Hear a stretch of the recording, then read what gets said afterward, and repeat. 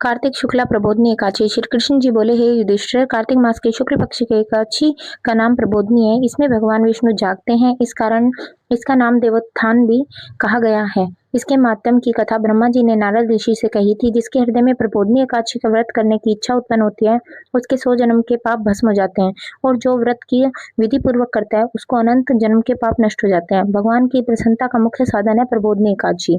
प्रबोधनी एकादशी के व्रत से मनुष्य को आत्मा का बोध होता है। जो इस व्रत से विष्णु जी की कथा सुनते हैं, उन्हें 7 दीपों के दान करने का फल मिलता है।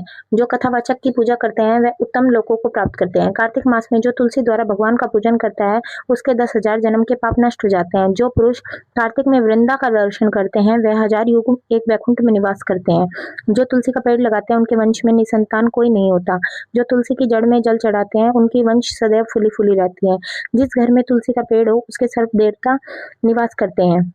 यमराज के दूत वहां स्वप्न में भी नहीं विचरते। जो पुरुष तुलसी वृक्ष के पास श्रद्धा से दीप जलाते हैं, उनके हृदय में दिव्य चक्षु का प्रकाश होता है। जो शालिग्राम की चरणोदिक में तुलसी मिलाकर पीते हैं, उनके निमट अकाल मृत्यु नहीं आती। सर्व व्याधियां नष्ट हो जाती है, पुनर्जन्म को वह नहीं प्राप्त होते हैं। ऐसी पतित पावनी तुलसी का पूजन इस मंत्र से करना चाहिए, ओम श्री वृंदाई नमः।